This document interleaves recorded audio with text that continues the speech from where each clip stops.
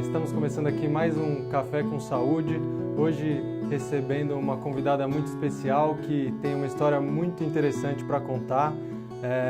A Adriana Foz, ela é neuropsicóloga, educadora e ela tem uma história, ela teve não foi um diagnóstico, né? Ela teve um caso de AVC e ela transformou um caso de AVC que é super grave e segundo a OMS mesmo, muito poucas pessoas conseguem se recuperar de casos como esse.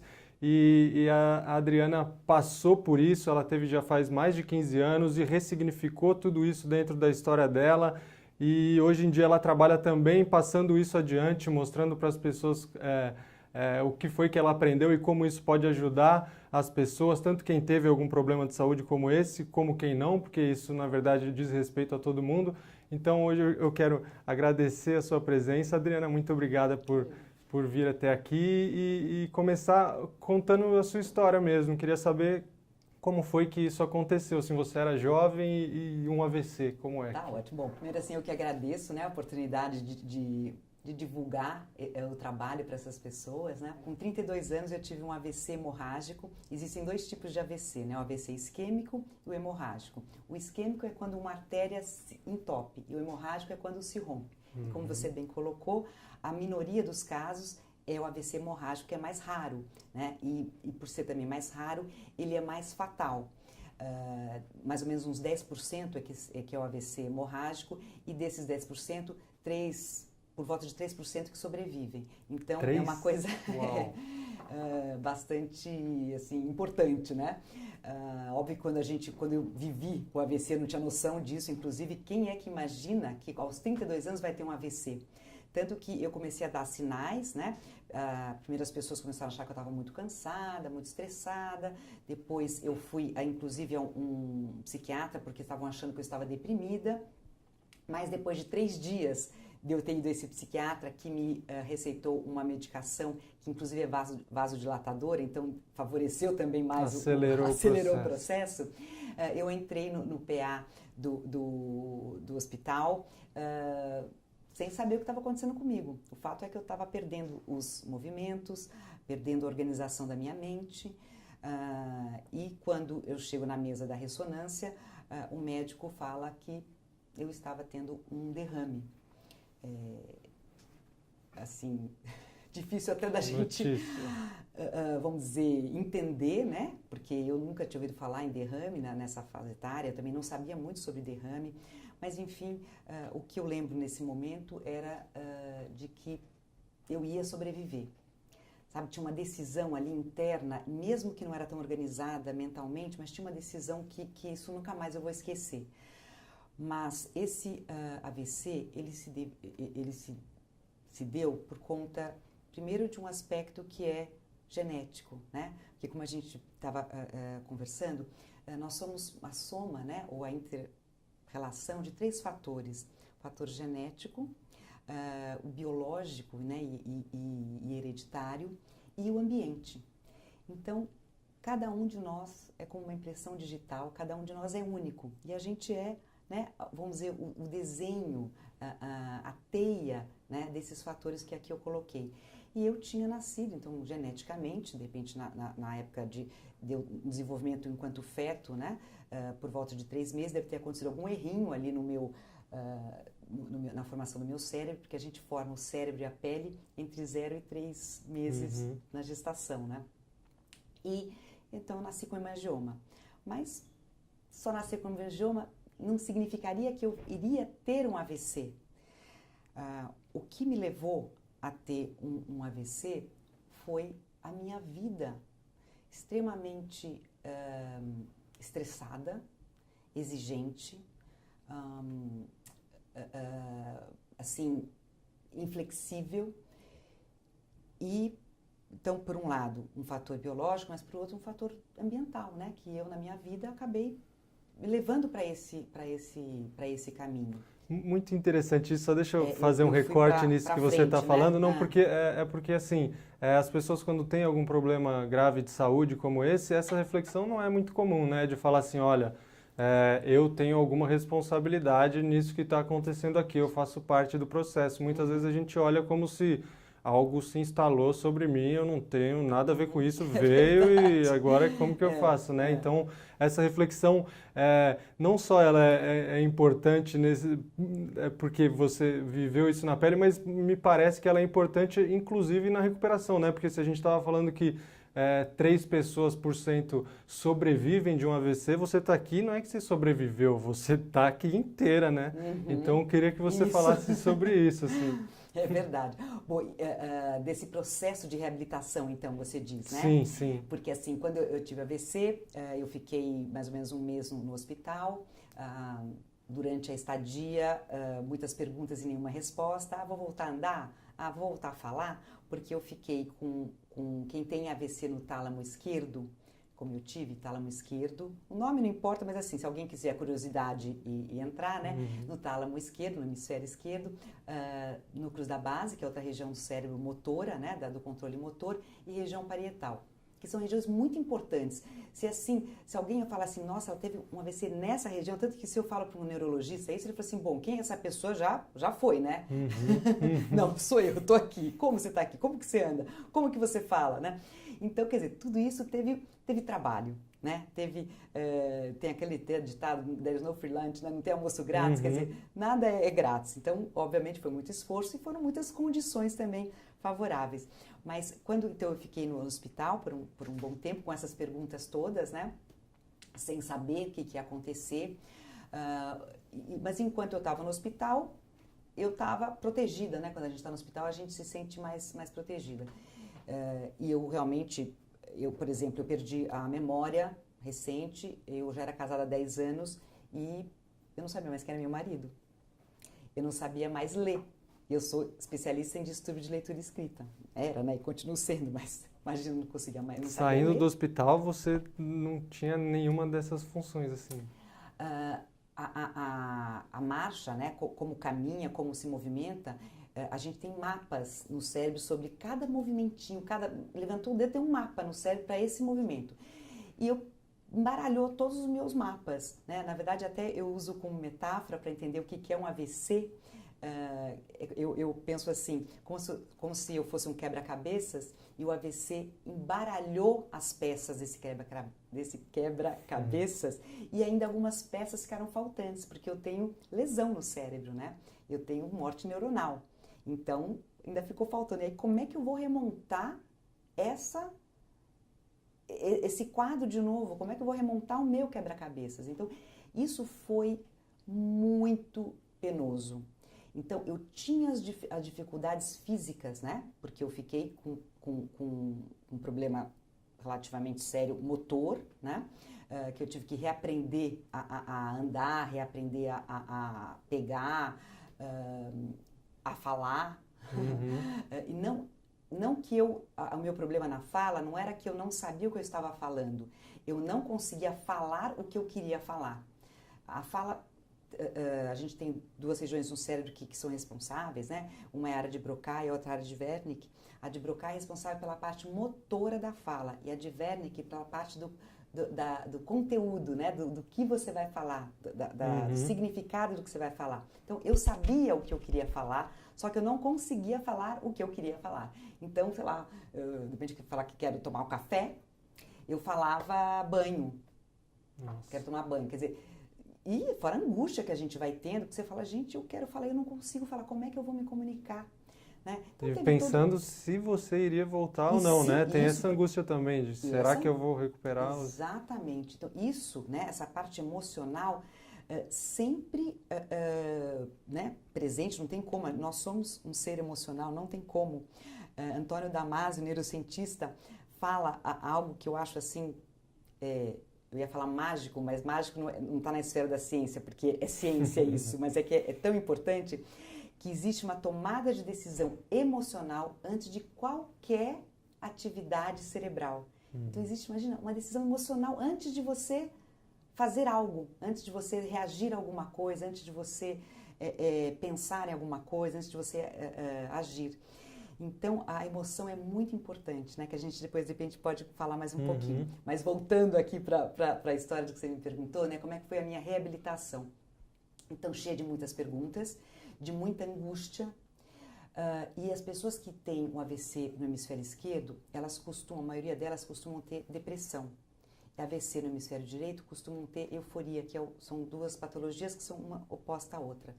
Eu tive uma depressão pavorosa, assim, tanto assim que a parte motora, as minhas dificuldades físicas, eu vou dizer para você que estava tudo tão embaralhado e estava tão difícil eu não queria mais viver. Né? O fato é que eu falei, meu Deus, eu não sei mais como viver, porque eu tinha esquecido como é que eram as coisas, eu não conseguia mais me ver num lugar de alguém que era capaz, eu não conseguia mais me ver, sabe, na minha casa, eu não sabia mais se eu tinha que subir a escada, eu não sabia mais, então essa era uma angústia muito grande. E eu fiquei com essa dificuldade na memória operacional, que é essa memória que a gente, por exemplo, eu vim até aqui, até o estúdio, para vir até o estúdio. Amanhã pode ser que eu esqueça o nome da rua, o número, porque ela não é extremamente necessária, mas ela é muito importante para uma série de outras atividades. Então, toda hora eu perguntava as coisas. Mas o que eu tive mesmo? Eu vou melhorar? Tinha um santo do enfermeiro que ficava comigo, santo homem aquele, que ele era um X-tudo, como eu brincava com ele, porque ele era enfermeiro, psicólogo, psiquiatra, jardineiro, porque uma das tomadas de decisão que eu fiz para me reabilitar foi, por exemplo, eu tinha perdido, então, estava com muita dificuldade de fala, né, de memória e de marcha. Então, eu pedi para o meu enfermeiro comprar um livro de botânica. O que essa menina vai fazer com um livro de botânica agora? Porque eu sempre gostei muito de natureza. Então, o que eu quero dizer com isso? Para a gente se reabilitar, a gente precisa entrar em contato com algo que a gente gosta muito, que faz sentido pra gente, que a gente tem prazer. Não é assim, gosto de viajar, de jato, não. O prazer mesmo são as coisas mais simples. Se a gente parar pra pensar, não, o que realmente me dá prazer? Você vai ver que são, de repente, tomar um café, ou tomar um banho, ou de cachoeira, né? Sim. São coisas assim. E eu, então, era plantas, eu sempre gostei de plantas, mas eu só sabia o nome, assim, sei lá, por exemplo, tem uma planta azulzinha que tem muito nessa época do ano, que chama Bela Emília, o ipê, né, que floresce, cada cor floresce uma época do ano. Mas aí eu pedi para ele comprar esse livro e eu falei para ele ler os nomes científicos dessas árvores, porque eu sabia, porque eu já estudava neurociência, né, eu sabia que se eu criasse uma nova área de trabalho para o meu cérebro, eu poderia, vamos dizer, fazer como se fosse um atalho. Reconfigurar os circuitos. Reconfigurar, porque o cérebro é plasticidade, né? É uma faculdade inerente ao cérebro, a plasticidade, a capacidade que o cérebro tem de se reconfigurar, de se reorganizar, isso acontece quando a gente aprende algo novo, quando a gente se desenvolve, né, na época do desenvolvimento, e também na época quando a gente tem um erro, né? Por exemplo, um distúrbio, um dano, uma lesão como a que eu tive. Uma falha do sistema. Uma falha. Mas isso serve para todo mundo, assim. Então, a gente está falando de neuroplasticidade aqui, né? Dessa capacidade do cérebro de estar se moldando com o tempo inteiro. De que ele não é uma estrutura fixa, assim. Exatamente. Então, assim, o meu cérebro não faz. Não, todo o cérebro faz. Isso é uma qualidade do cérebro. Agora, a gente pode ajudar, né?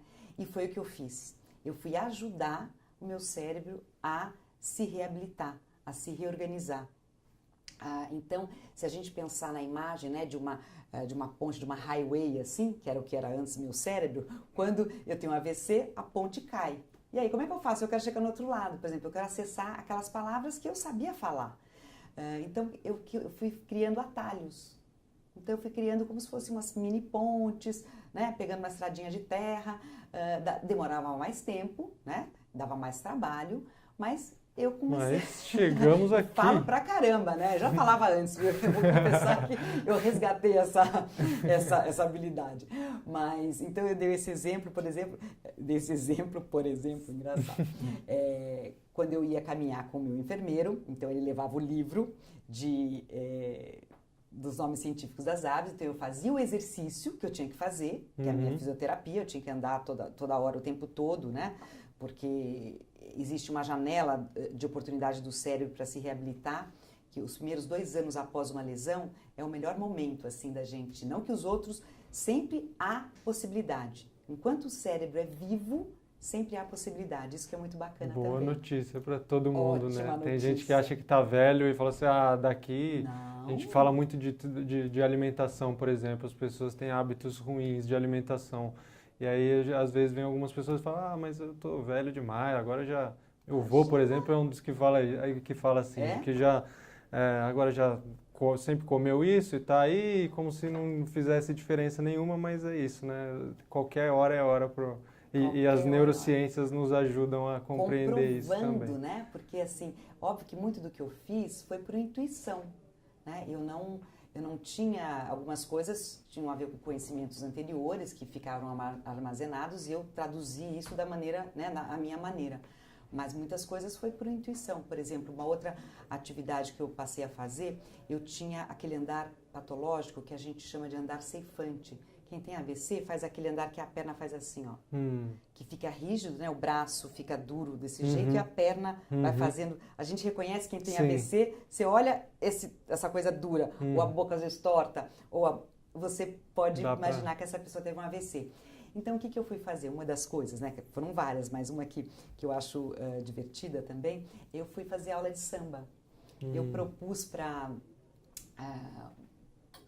uma dançarina da Vai Vai, uma passista, né, dessa Vai Vai de samba, e ela topou o desafio. Eu falei, o seu desafio não é pouco fazer uma pessoa que teve um AVC a sambar, porque eu imaginei que, como o meu andar era todo em blocos, e tudo era em bloco, e eu não conseguia ter a coordenação motora, porque eu não conseguia entender que, por exemplo, que minha perna, quando eu colocava a perna esquerda, eu tinha que colocar o braço direito. São coisas que vocês nunca pensaram, vão falar, Adriana, por que você está falando isso? Mas quando a gente perde o mapa de como anda, você tem que colocar etapa por etapa. Nossa. É automático. Por exemplo, você deve ter chegado nessa sala, sentado aí, você não pensou em como você estava andando. Eu, para sair de lá e chegar aqui, eu tenho que pensar. Se eu não pensar, eu vou tropeçar e vou me esborrachar. É mesmo? Até hoje você ainda tem esse... Até hoje. Só que eu fui treinando isso, né? Então, eu por exemplo, agora aqui eu estou sentadinha, não vou precisar recrutar essa consciência. Mas se eu for daqui até lá, mesmo conversando com você, eu vou ter que prestar atenção em como eu ando, porque eu tenho que acionar conscientemente o movimento da minha perna. Isso deve ser bom também, né? Você fica mais presente, você não se dá espaço para ficar flutuando demais. E por isso que eu fui fazer yoga, por isso que eu fui fazer mindfulness, porque eu vi o quanto o estar presente, o eu usar toda o meu foco para uma coisa só, o quanto que aquilo otimizava as minhas tarefas e trazia saúde para o meu cérebro, né? E para o meu corpo, né? Porque eu não gosto muitas vezes de falar cérebro, que eu acho que hoje está tendo uma supervalorização do cérebro. Óbvio, o cérebro é importantíssimo, é a nossa principal máquina de aprendizagem. Mas a gente tem um outro cérebro importantíssimo, que é o intestino, né? Então, corpo e cérebro, a gente tem que entender como um conjunto, né? E a gente tem que cuidar ambos com a mesma propriedade, com a mesma importância, né? Acho que não é nem só o cérebro, nem só o corpo, acho que são as duas coisas. Que legal, fui encontrando essas estratégias não muito óbvias, né? Que não são estratégias que a medicina oferece necessariamente, foi de encontrar soluções. Exatamente. E muito fiz um legal. Pacto com o meu médico, porque ele queria que, óbvio, né? O neurologista falou, não, tem um protocolo para quem teve AVC, vamos seguir o protocolo. E eu fiz, e ele foi corajoso, por um lado, né?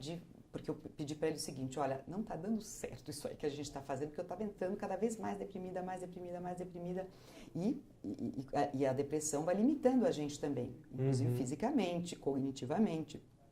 E eu fiz um combinado com ele, que se em um mês, olha só, eu fui também maluca, né? Se em um mês eu não tivesse uma mudança significativa, uma melhora significativa, que eu voltaria para o tratamento convencional. Mas em um mês...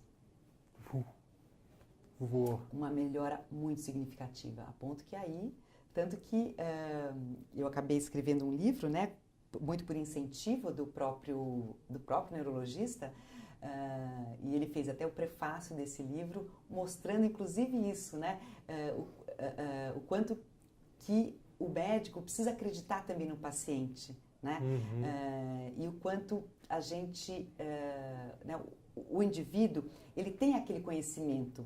A gente pode não ter o conhecimento científico, né? A pessoa que teve, lá, que quebrou a perna, pode não ser ortopedista, quem teve qualquer problema não precisa ser o especialista da área, mas a gente tem aquele conhecimento que é da gente, né? O que a gente sabe que a gente era capaz, o que a gente está sentindo naquele momento, né? Sim. Quer mostrar seu livro para a câmera, tá Adriana? O livro da Adriana é A Cura do Cérebro. Ela conta a história dela. Da editora Novo Século, que eu conto essa história, mas, na verdade, essa história é só uma desculpa para eu falar sobre as histórias de todos nós, porque todos nós temos superação. Todos nós temos superações e conquistas na vida. E eu acho que essa minha história é apenas uma história, não só dentre as histórias de superação de AVC, mas de qualquer situação. Se você pensar, por exemplo, uma pessoa que se separa, né? Que ficou muito tempo casado e se separa, ela vai sentir a mesma coisa que eu senti, esse quebra-cabeças desembaralhado, ou a sensação de um terremoto, que não fica pedra sobre pedra, não fica parede em cima, na tijolo sobre tijolo. Ela não teve um AVC no cérebro, ela teve um AVC na vida, né? Se eu puder fazer essa metáfora da gente entender que o AVC é uma desorganização, né?